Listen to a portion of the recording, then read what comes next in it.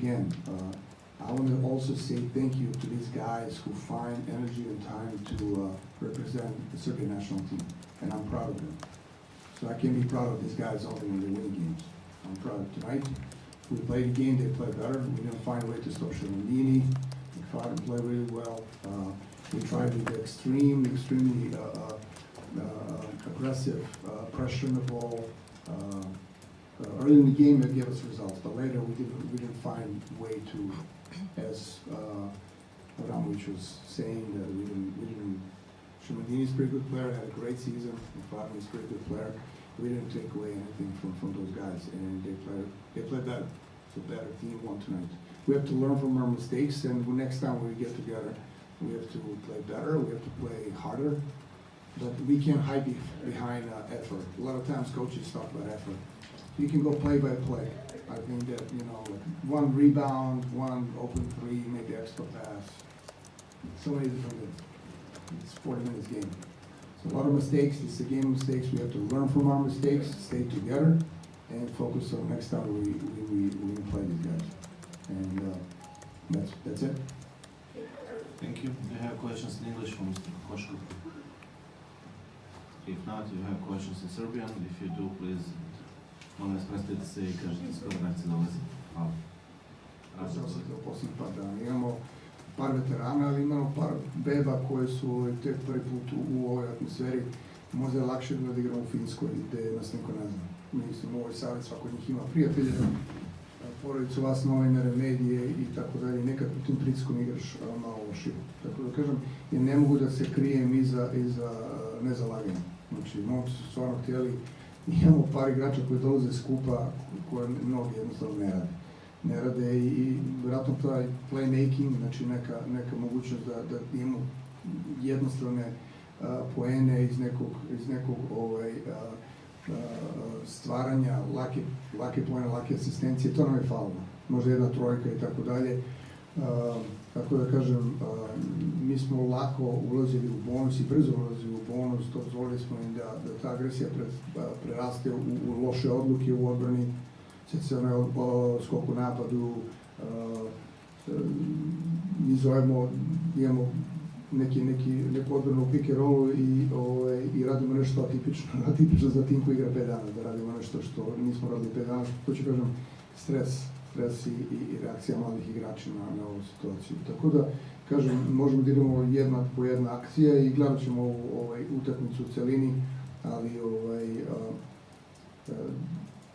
jednostavno bolje su igrali. Imali su 2 igrača koji su dominirali, koji kada su im trebali lagani poeni, dali su s polja preko Bukvarina i Sherlandinija, imaju spacing, tako da imaju komponente da igraju dobro. Kažem, imaju kontinuitet ovaj tim, kontinuitet sa istim trenerom, njima je lakše da ovim prozorima urade 3 dana kamp i da igraju. Tako da ono što je vrlo bitna poruka za publiku i ljudi koji vole košarku, vole nacionalni tim, da je ovo naš nacionalni tim, da je ovo naša utakmica i da uz ovo svi moramo odlučiti. I mi kao stručni štab i trener, naravno, da vidimo ove naše bebe, da vidimo ove stari igrači, iskusnije, koliko mogu da nam pomognu i da se usredsredimo na sledeće utakmice koje dolaze. Može još jedno pitanje za vas. Jeste vi imali neku vrstu treme, stresa? Pa dobro, ja 20 godina nisam radio u Beogradu, u Srbiji i sigurno je jedan poseban moment, ali mislim kad krene utakmica to sve zaboravlja. Nisam imao tremu vezano za neku posebnu psihološku pripremu, ali jednostavno za nas je ovo nedoumica. Imamo mnogo novih igrača, prvi put smo se sastali, ovi Gruzici su odrasli zajedno. Sherlandini i Amerikanac McFarland, ne znam koliko igralo, već 2 godine sa njima, ali oni su odrasli zajedno, oni su mnogo duže u tom sistemu i sa trenerom koji je 5 godina zajedno.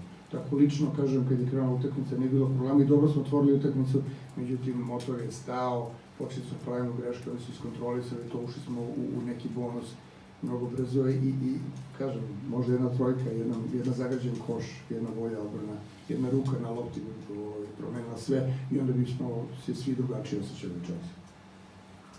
Hvala, bit će bolje u junu. Hvala. Izvolite, Dene. S kakvim utiscima se, dakle, posle ove nedelje, prve nedelje rada, vraćate u Ameriku? Uložili smo mnogo energije, zaista, znači niko se nije ovdje pojavio da je došao nepripremljen, neprofesionalan, bez energije, bez motiva i da ne znam zašto je ovdje.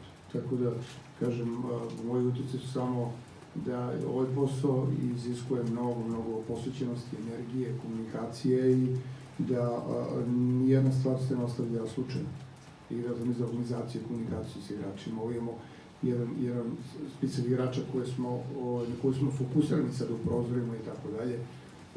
Neki drugi ostali igrači će biti slobodni tog leta, tako da, kažem, utjeci su da i mnogo posla iziskuje rad sa reprezentacijom, da nije to samo pojaviti se i postaviti neke akcije ili nešto što je trenerski, ofenzivno, defanzivno, nego da je to živa stvar kao glina koja se oblikuje. I u relaciji, i u hemiji, i neke stvari se zalepe, neke se ne zalepe na tim, neke stvari se odbijaju od tima i tako dalje. Tako da, jedan ozbiljan posao kojem pristupamo ozbiljno i verujte, znači ne da branim moje momke, treneri uvek gube utakmicu. Igrači igraju, treneri gube i tako će biti do god je košarke. Ali niko nije došao ovde bez motiva ili energije i dali su zaista sve što u ovom trenutku možemo, ali lopta od kruga i oni imaju šansu i želju da pobede utakmicu, odigrali su bolje kad je trebalo. Hvala. Aleksandar Kostanović, potom. Aca Kostanović, Sportska centrala.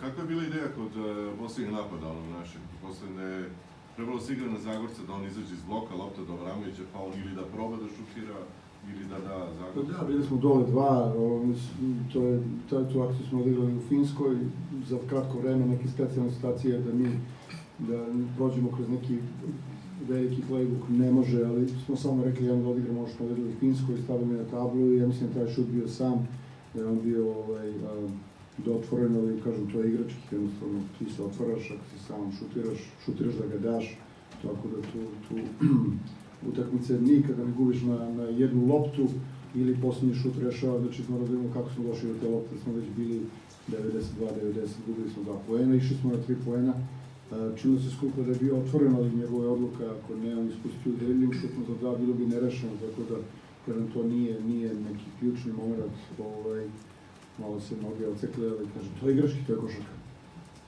Hvala, izvolite. Ivan Dragičević, ATV Banja Luka. Trenerski, što uopšte može da se primjeni za nekih 4-5 dana koliko ste sa reprezentacijom? Pa, kažem, ja stvarno moram da pohvalim igrače, oni su došli otvoreni i kao sunđer spremni da se korporira neke ideje, neke stvari koje smo, to je instant, verujte, znači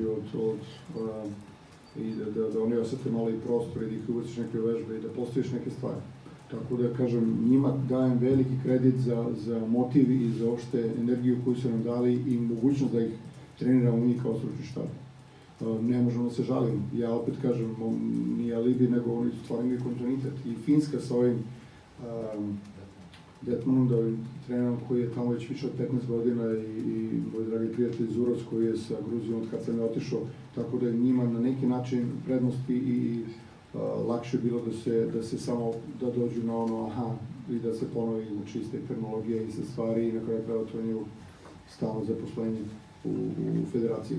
I kažem, ja opet zaista veoma je bitno da ljudi koji su došli ovdje podrže i koji vole nacionalni tim da razumeju i podržavaju momke koji su došli vrlo profesionalno i ozbiljno da reprezentuju srpsku košarku. Hvala, Uroše, izvolite.